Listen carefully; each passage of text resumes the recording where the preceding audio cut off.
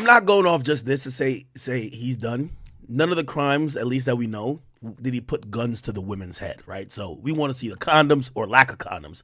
We want to see the baby oil. We want to see the fucking the fucking stiff sheets that's just soaked in the freak off cum. Pause. Here's the U.S. Attorney, as I said. Good morning, everyone. My name is Damian Williams, and I'm the U.S. Attorney here in the Southern District of New York.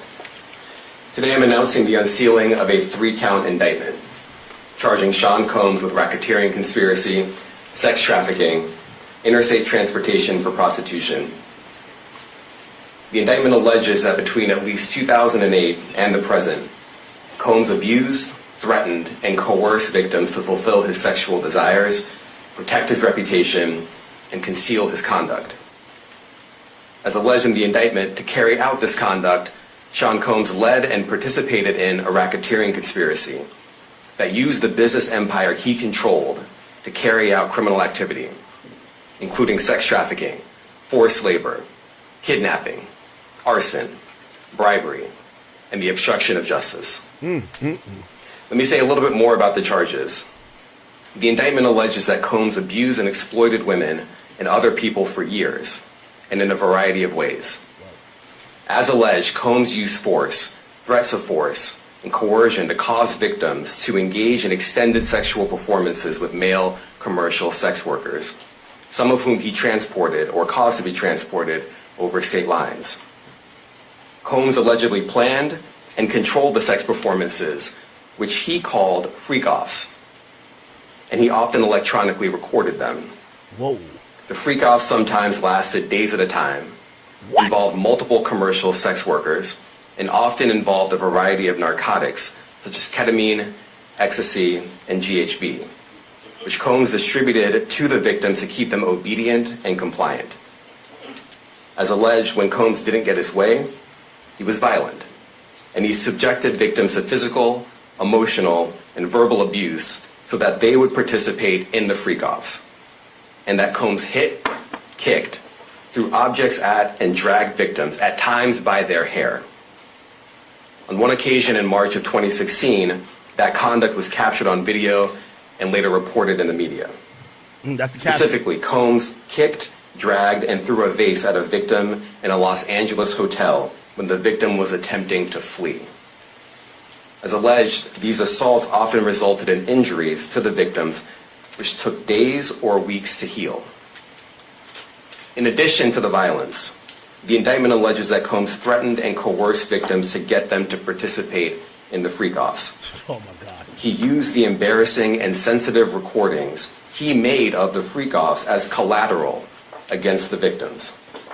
And the indictment alleges that he maintained control over the victims in several ways, including by giving them drugs, by giving and threatening to take away financial support or housing, by promising them career opportunities, by monitoring their whereabouts, and even by dictating their physical appearance.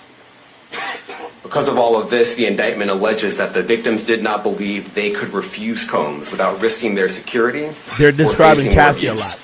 They're describing Cassie a lot. The indictment also alleges other acts of violence undertaken by Combs and others, including violence against witnesses to his abuse, kidnapping, and arson. The indictment alleges that on more than one occasion, Combs carried or brandished firearms to intimidate and threaten victims and witnesses. Now, Combs did not do this all on his own. As I mentioned, Combs has been charged with RICO conspiracy. He used his business and employees of that business and other close associates to get his way. Those individuals allegedly included high-ranking supervisors in the business, personal assistants, security staff, and household staff. The indictment alleges that those individuals facilitated the freak-offs. They booked the hotel rooms and stocked them with the supplies, including drugs, baby oil, personal lubricant, extra linens, and lighting. When the hotel rooms got damaged, they helped clean it up. They arranged for victims and commercial sex workers to travel for the freak-offs, and they delivered large quantities of cash to Combs to pay for the commercial sex workers. The indictment also alleges that they helped Combs cover up his crimes. During the March 2016 incident at the LA hotel that I mentioned earlier, a member of the hotel security staff intervened, and Combs attempted to bribe the staff member with a stack of cash to make sure that what happened was kept quiet. And as the indictment alleges, in late 2023, after public allegations were made about Combs' crimes, he and others pressured witnesses and victims to stay silent, including by making phone calls to witnesses and victims and giving them a false narrative of what they had experienced. Oh, shit. And as alleged, Combs used others to help conceal his abuse by monitoring and preventing victims from leaving a location in order to hide their injuries, or by locating and contacting a victim who had attempted to flee. Sounds like Cassie. As part of this investigation, in March of this year, special agents from HSI executed search warrants at Combs' residences in Miami and Los Angeles. They also executed a warrant for Combs' electronic devices. During those searches, agents seized evidence of the crimes charged in this indictment. They seized firearms and ammunition, including 3 defaced AR-15s and a large capacity drum magazine. They also seized evidence of the freak-offs, electronic devices that contain images and videos of the freak-offs with multiple victims. And they seized cases and cases of the kinds of personal lubricant and baby oil that Combs' staff allegedly used to stock hotel rooms for the freak-offs. More than 1,000 bottles altogether. KY stock going up. Here are some of the items that we recovered during the searches.